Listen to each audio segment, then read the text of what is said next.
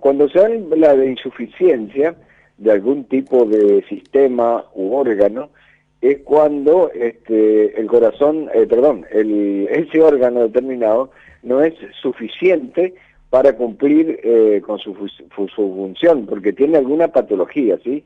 O sea, no está siendo suficiente para mantener su funcionamiento normal. Entonces así tenemos insuficiencia cardíaca, insuficiencia renal, y en este caso hablamos, por ejemplo, de la insuficiencia respiratoria, ¿sí? La definición en sí es muy técnica porque habla de valores, digamos, de la concentración del oxígeno en la sangre, ¿sí?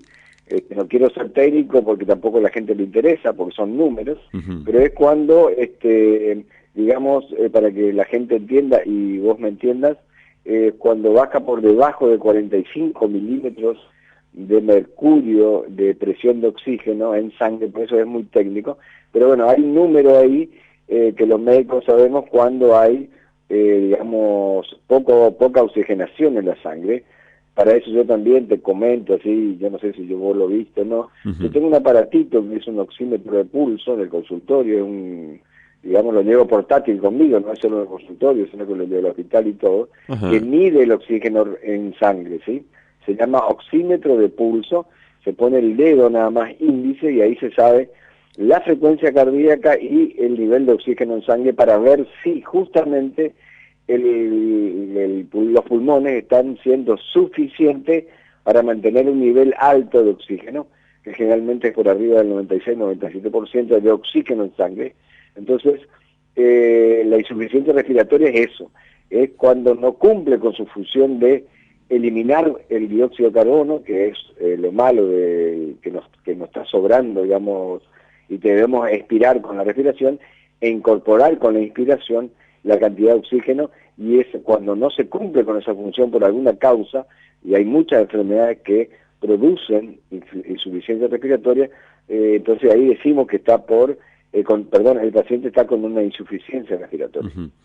Bueno, así que clave, fundamental para nuestra vida, ¿no? Poder respirar bien, o sea que llegue oxígeno a los pulmones y por ende luego pase a la sangre, a los órganos, al corazón y al cerebro. Entiendo que es así, ¿no? Así es, se incorpora, digamos, a través de los pulmones, ingresa a la sangre y de allí el oxígeno va a todo, digamos, primero pasando por el corazón y después se distribuye a todo el sistema circulatorio y a todos los órganos, cerebro, que es muy importante el oxígeno en el cerebro, obviamente el corazón, que también necesita oxígeno para funcionar, pero todos los órganos, los riñones, el hígado, las cápsulas suprarrenales, los intestinos, todos los órganos necesitan de oxígeno, si no sería imposible la vida, digamos. Bueno, ¿qué causa esta insuficiencia respiratoria, digamos? ¿Cuáles son las enfermedades que afectan a la normal respiración? Bueno, la lista es larga, ¿no es cierto? Sí. La lista es muy larga, tiene múltiples causas que afectan al pulmón, digamos, para que ese pulmón no pueda cumplir con su función fisiológica, y ahí entramos en insuficiencia respiratoria. Pero para empezar por alguna tenemos, por ejemplo, los problemas pulmonares, ya sean enfermedades pulmonares, ya sean infecciosos, ya sean tumorales, ya sean arteriales de los pulmones, fibrosis de los pulmones, etcétera, para que produzcan un fallo en el funcionamiento o una disminución en el funcionamiento normal de los pulmones, y esto lleve a que, por ejemplo, los pulmones no cumplan eso, y entonces ahí tenemos insuficiencia respiratoria y el paciente entra a tener una disminución de oxígeno en sangre que primera no es notoria, pero después comienza ya a dar síntomas, ¿sí?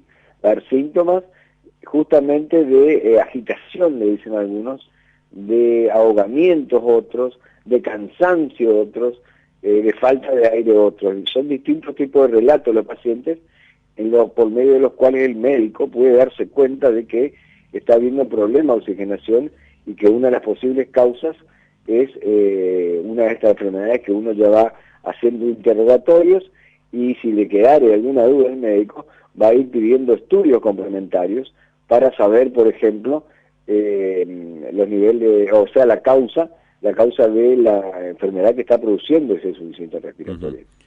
Te pregunto, Claudio, esa insuficiencia respiratoria por ahí pasa ya sea por el estrés, por ejemplo, el estrés, los nervios, los problemas que uno pueda tener, ¿no? Puede llegar a incidir en no poder de la noche a la mañana respirar bien. No, para nada, para nada. Las causas neurológicas o mentales o psicológicas o psíquicas no tienen nada que ver y no afectan de manera directa al pulmón. Realmente es la falta de aire es cuando hay un problema orgánico, digamos, es decir, los órganos, que son en este caso los pulmones, no están cumpliendo con una función fisiológica de trabajar, que no tiene bajo ningún concepto de influencia psicológica o estrés, etcétera. Bueno, ¿cómo se realiza el diagnóstico de insuficiencia respiratoria? Bueno, el diagnóstico de insuficiencia respiratoria, lo que hoy se está usando más, es a través de la especialidad en neumonología, son los neumonólogos, los que tienen un equipito que se llama espirómetro, ¿sí? Que mide la cantidad de la capacidad pulmonar de retener una cantidad, yo no quiero ser tan técnico, que hay una capacidad limitada en litros de oxígeno que se mide este aparatito en el espirómetro. Entonces el médico está diciendo, acá tenemos una falta en la entrada de aire, el problema está en la vía aérea mayor, por ejemplo, los bronquios, las tráqueas, el problema está en la pequeña vía aérea, por ejemplo, el caso de los bronquios y los bronquiolos, en donde, por ejemplo, ahí el caso del asma bronquial, por ejemplo, afecta a los bronquios y los bronquiolos, porque hay un cierre. Entonces, a través de ese equipo que se llama espirómetro, uno sabe perfectamente dónde está la lesión, en qué parte, si en la parte superior del, digamos, o mayor de los pulmones, como los bronquios, o la tráquea, o un problema, o por ejemplo un problema que obstruye una garganta, ¿sí? Una obstrucción parcial de la garganta a nivel de la tráquea superior, o bien a nivel de los pequeños bronquiolos o el alvéolo, por ejemplo, y el espirómetro te dice dónde está la lesión en la actualidad, digamos. Bueno, si hablamos de tratamientos, ¿cómo son los tratamientos? ¿Cuáles son los tratamientos, Claudio? Bueno, al igual que tú te decía que la lista es larga, de las enfermedades que producen insuficiencia respiratoria, también la lista es larga en cuanto a los tratamientos, porque estas dependen de, por ejemplo, la causa de la enfermedad. Por ejemplo, vos conocés muy bien y siempre estás consciente de lo que es la EPOC, por ejemplo, ¿sí? Ajá. Y ahí tenemos un daño en varias partes de los pulmones, en distintas partes anatómicas del pulmón, de los pulmones.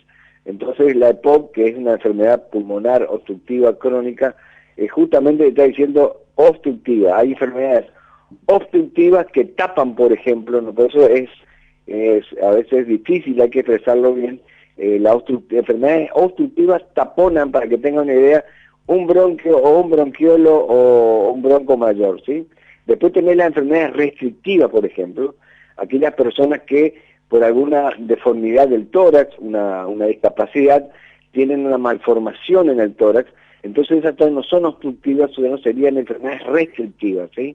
Porque impiden que el pulmón o los pulmones se expandan bien. Otra enfermedad restrictiva, por ejemplo, para diferenciarla, ¿no?, de las obstructivas, sería, por ejemplo, las personas que tienen una fibrosis pulmonar, ¿sí? Aquellas personas que tienen fibrosis quística, vos te acordás que en algún momento hablamos de ese tema. Sí. Entonces tienen todo como fibras en los pulmones que impiden que se expandan normalmente para hacer justamente la función de fuelle, abrirse, que entre el oxígeno y luego cerrarse para que expulse el dióxido de carbono. Entonces es como que los pulmones no se estiran en su totalidad y no puede cumplir con su función de intercambio gaseoso, y ahí se produce la insuficiencia respiratoria. Bueno, y aquí tenemos 1000 causas, Marcelo, sí, como el asma bronquial, como por ejemplo algún problema cardíaco en donde se mezclan las sangres, tanto limpia como sucia, si me permitís el término para que la gente entienda, y ahí también cuando hay una mezcla cardíaca a nivel por alguna falla, por algún daño, por ejemplo, cardíaco, también va a producir la mezcla de sangre oxigenada y no oxigenada, y también al pasar por los pulmones van a captar que hay una disminución de oxígeno y así produce también diversos síntomas, pero uno de ellos es la falta de aire o la disnea, como le llamamos los médicos, o el agotamiento o el cansancio, como refieren algunos pacientes. Ujú. A forma de prevención o de tratamiento, si se quiere, vos corregime si me equivoco. O sea, imagino que las actividades físicas, digamos, que pasa, por ejemplo, por una buena caminata o una bicicleteada, puede ayudar mucho en la previa, ¿no?, a tener este tipo de problemas. Claro, porque, digamos, esto permite, cuando uno hace ejercicios aeróbicos, que son los ejercicios como caminata, como trote, que son al aire libre, eso permite, los ejercicios aeróbicos, permite que haya un intercambio gaseoso normal. Ahora bien, si hay una patología ya de base pulmonar, no hay una forma de prevenir. Por ejemplo, una fibrosis quística, el asma bronquial también es otra enfermedad que puede producir atrapamiento aéreo y esto impedir el intercambio gaseoso normal. Entonces, el asma bronquial, como te decía, o las EPOC, igual no hay una forma de prevenir, porque son enfermedades que se van a desarrollar dependiendo de la carga genética de cada persona. En las personas que digamos que van a tenerla, pero es bueno sí tener actividades que oxigenen bien la sangre, digamos.